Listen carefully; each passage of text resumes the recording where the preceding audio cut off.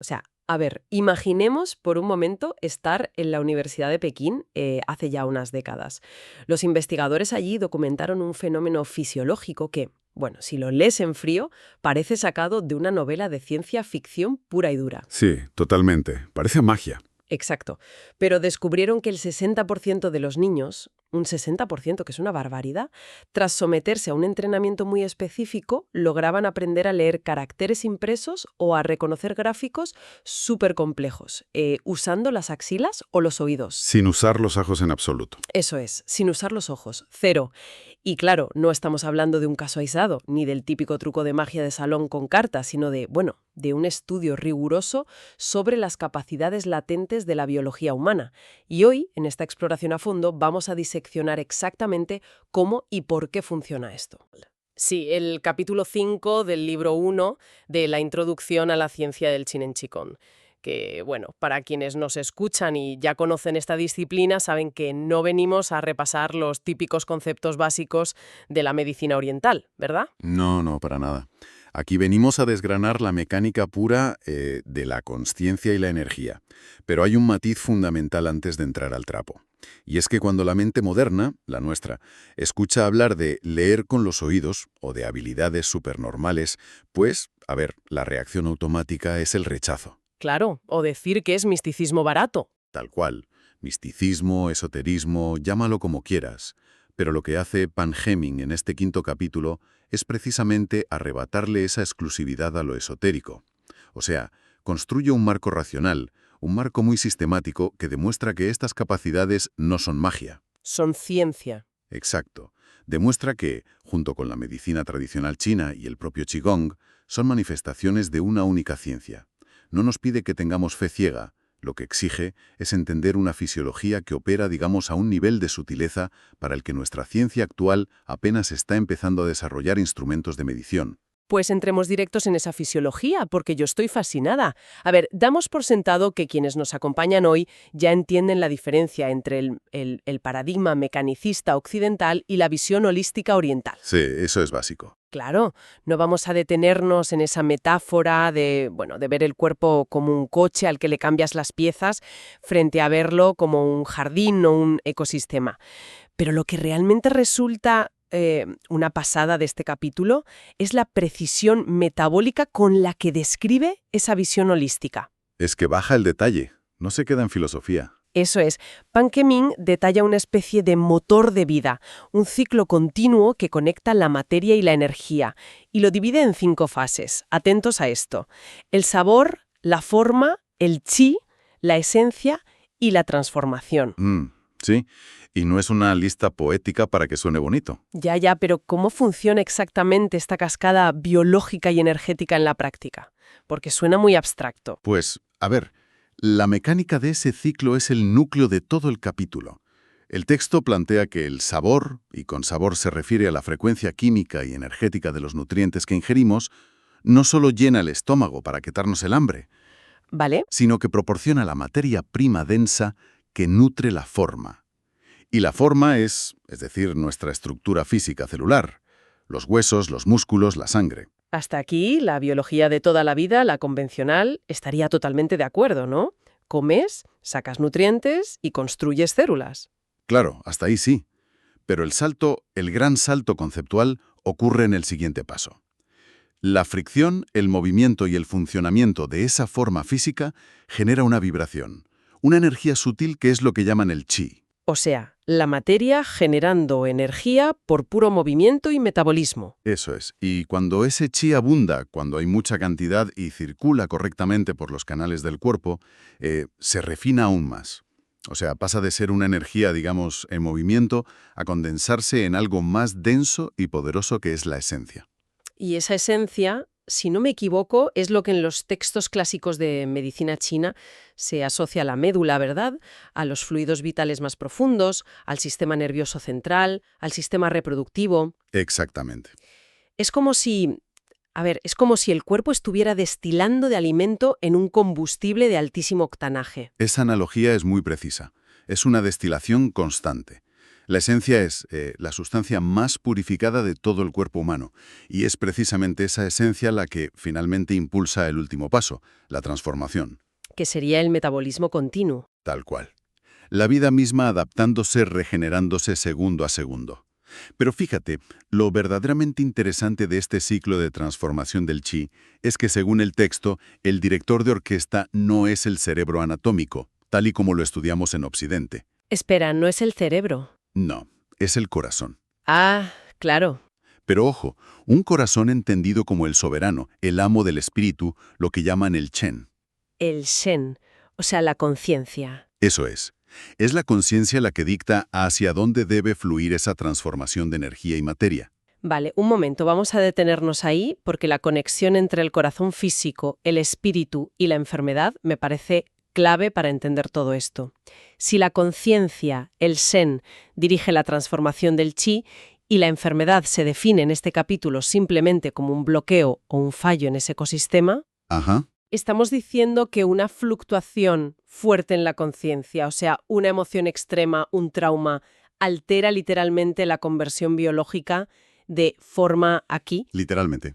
Así es como se enferma. Qué fuerte. O sea, la enfermedad no es una invasión externa en sí misma, como solemos pensar, sino un fallo en la cadena de suministro energético, ¿no? El texto de Pan-Hemming argumenta exactamente eso. Si lo conectamos con una perspectiva más amplia, un factor patógeno externo, ponte, no sé, el frío extremo o un virus, solo puede prosperar y hacerte daño si la transformación del chi de tu cuerpo ha perdido su ritmo o su fuerza. Si el terreno está debilitado. Exacto. Y aquí es donde la ciencia del Shinen Qigong difiere muchísimo de las aproximaciones médicas más superficiales. Porque no se trata solo de tomarte una pastilla o una hierba para matar al virus invasor. Ya ir a por el síntoma. Claro, se trata de restaurar toda esa maquinaria de transformación para que el propio flujo masivo de Qi, a través de los meridianos, barra el bloqueo de forma natural. Restablecer el orden del ecosistema. Lo cual nos lleva de cabeza a la gran paradoja anatómica de este quinto capítulo. ¿Por qué? A ver, hablamos de la transformación del ki y de los meridianos como si fueran, o sea, venas y arterias físicas. Sí, como un mapa de carreteras. Exacto. Pero aquí la mente analítica, la más escéptica, choca contra un muro bastante sólido. Yo misma, leyendo el texto, pensaba, me cuesta mucho aceptar que los antiguos médicos trazaran un mapa tan asombrosamente detallado de rutas energéticas con miles de puntos de acupuntura cruzando órganos y fascias, simplemente porque alguien se sentó en una cueva a meditar. Suena a locura desde nuestra perspectiva, sí. O sea, ¿cómo es posible que una red tan intrincada, tan perfecta, se mapeara hace miles de años sin un solo escáner, sin tecnología, y que hoy en día la ciencia médica valide clínicamente esos mismos puntos? Es una aparente contradicción, desde luego, pero la explicación que ofrece el texto es, para mí, una de las aportaciones más brillantes del libro. A ver, no estamos hablando de una meditación pasiva, ¿vale? No es alguien sentado en posición de loto, imaginando luces de colores fluyendo por sus brazos. Vale. Entonces, ¿qué hacían? El capítulo describe un proceso técnico muy riguroso llamado visión interna o búsqueda interna. Búsqueda interna. Sí. Resulta que la práctica intensiva y constante del Qigong altera literalmente la densidad de las conexiones neuronales.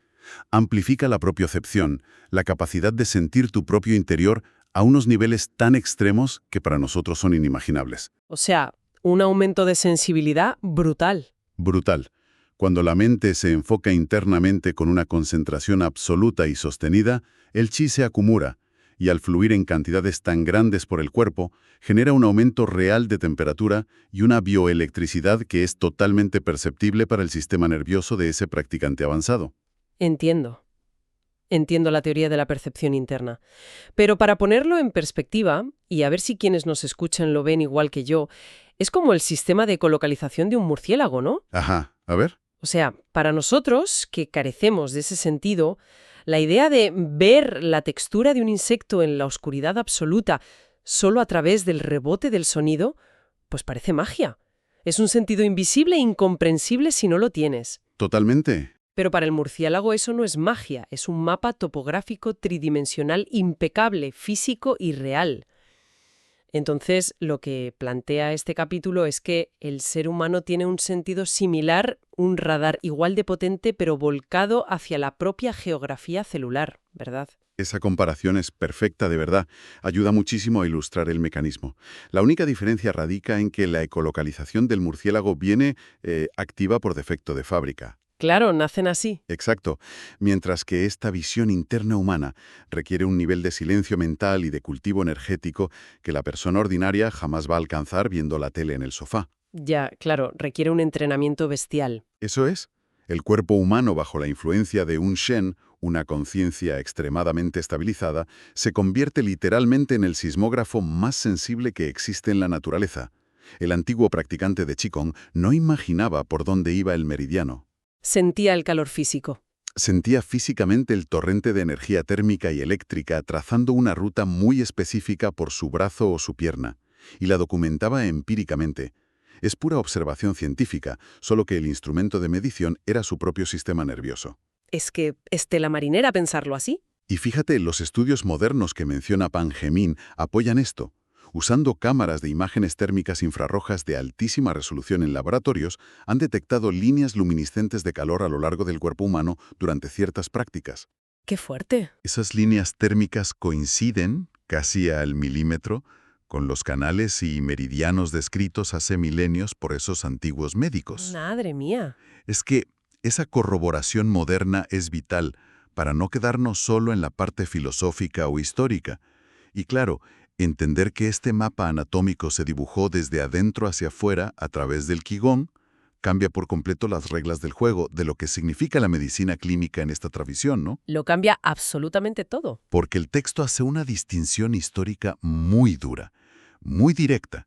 Extrae conceptos del clásico antiguo, del clásico del emperador amarillo, y habla del abismo inmenso que separa a un médico ordinario de un verdadero maestro de la sanación. Sí, la distinción es tajante y, la verdad, cuestiona profundamente nuestro enfoque médico contemporáneo. Totalmente. El capítulo define al médico de nivel inferior como aquel profesional que solo sabe tratar la forma, es decir, la materia. Exacto. Es el clínico que, aunque utilice herramientas de la medicina china como la acupuntura o la fitoterapia, lo hace de una manera completamente mecánica. Ve un síntoma, aplica una aguja para forzar una reacción local o receta una planta para compensar un desequilibrio químico superficial. Como un mecánico cambiando una correa en el coche. Tal cual, es un técnico reparando un daño en la materia, pero sin ir más allá. Tratar el síntoma físico sin tocar para nada la raíz energética subyacente que lo ha provocado. En cambio, el texto eleva la figura de ciertos médicos históricos, figuras legendarias como Bianque o Huatuo, y los describe como verdaderos maestros que no curaban la forma, decían que curaban a los dioses. A los dioses. Se refieren al Shen, ¿no? Al espíritu del paciente. Exactamente. Y aquí entra la aplicación más pura de la ciencia del Qigong en la clínica. Un maestro de este nivel, de este calibre, no necesita depender exclusivamente de herramientas externas, de agujas de metal o hierbas. Espera, ¿y qué usan entonces? El capítulo detalla cómo utilizan lo que llaman agujas de Qigong o la emisión directa de su propio chi hacia el exterior, para interactuar con el campo energético del paciente. Detengámonos un segundo en ese mecanismo de la aguja de Qigong, porque yo leyendo esto entendí que no es una metáfora poética, ¿no? Es física aplicada pura y dura. Es física pura, ¿sí? Si aceptamos lo que decíamos antes, que la materia, la forma, es simplemente energía o chi condensado. El médico que ha cultivado su propia energía a un nivel masivo puede emitir una frecuencia tan coherente, tan poderosa, que al entrar en contacto con el bloqueo denso y enfermo del paciente, genera una especie de resonancia. Exacto, resonancia electromagnética y vibracional. Literalmente obliga a la energía estancada del enfermo a vibrar a esa misma frecuencia sana y sana el bloqueo. Lo disuelve. Es una intervención directa de una conciencia sobre otra estructura física. O sea, me vuela la cabeza. Es que la mecánica de la resonancia es la única forma correcta de entenderlo. Sin caer en el pensamiento mágico, no hay misticismo.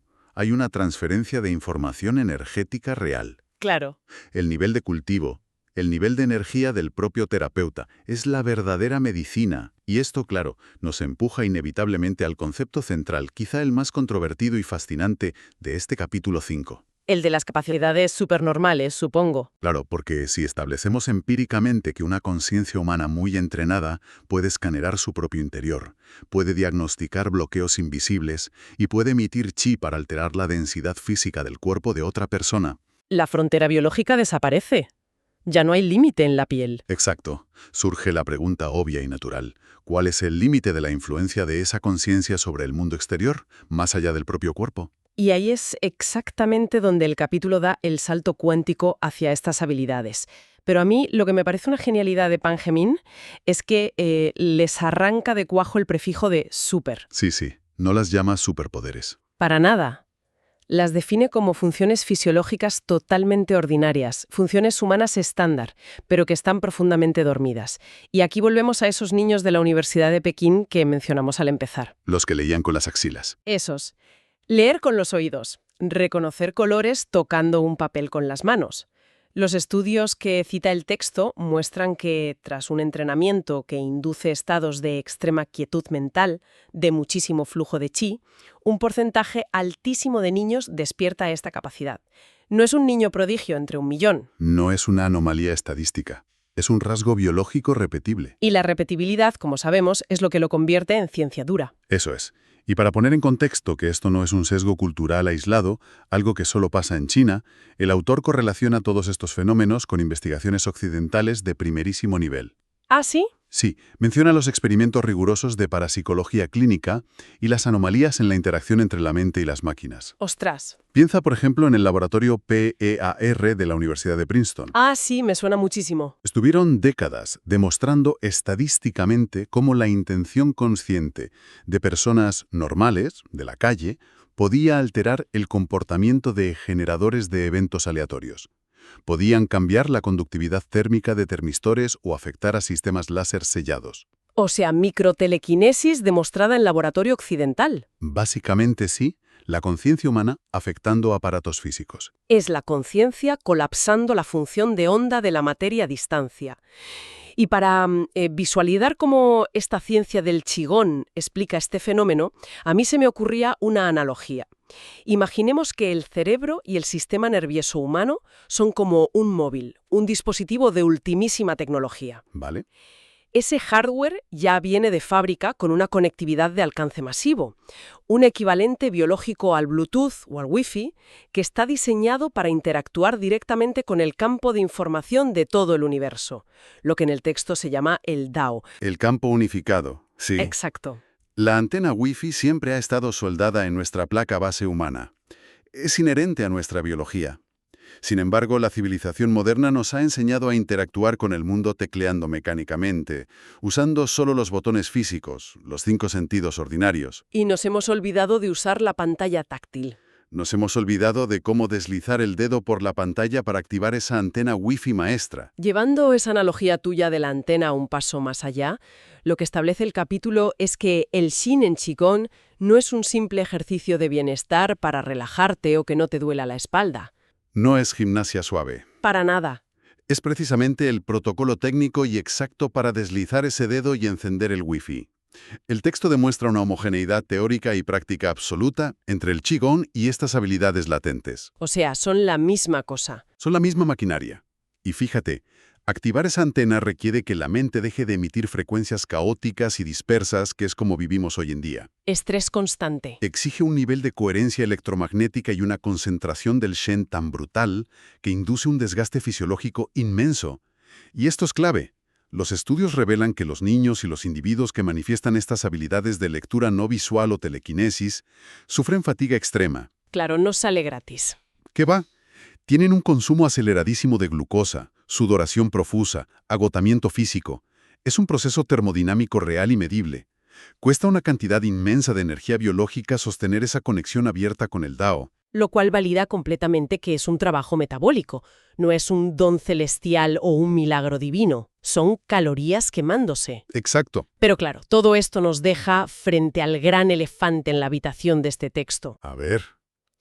Si este hardware prodigioso viene de serie en el genoma humano, si los niños pueden acceder a él con un entrenamiento de unas pocas semanas, ¿qué demonios nos pasa a los adultos? Esa es la gran pregunta. O sea, ¿por qué la inmensa mayoría de nosotros somos incapaces de percibir los meridianos de nuestro propio cuerpo?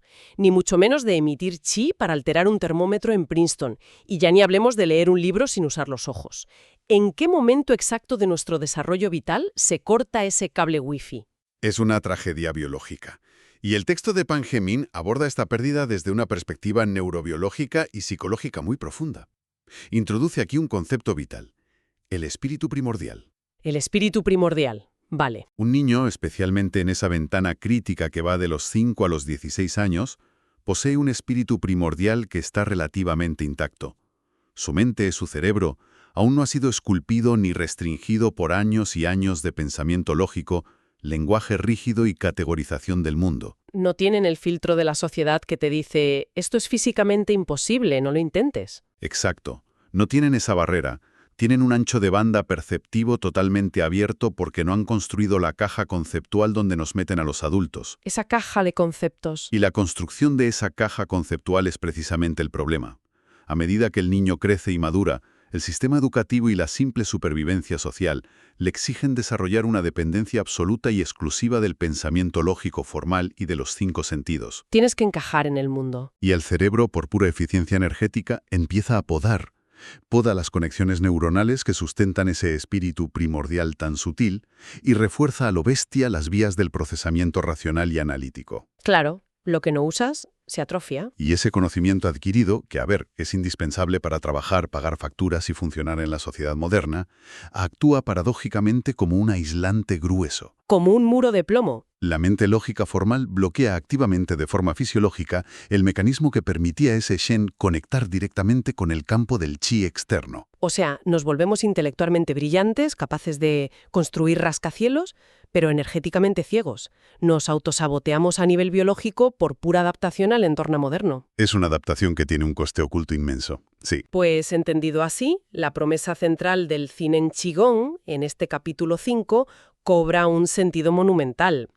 Como decías, no es una terapia alternativa para rebajar el estrés del trabajo. No, es mucho más ambicioso. Es una tecnología de ingeniería inversa.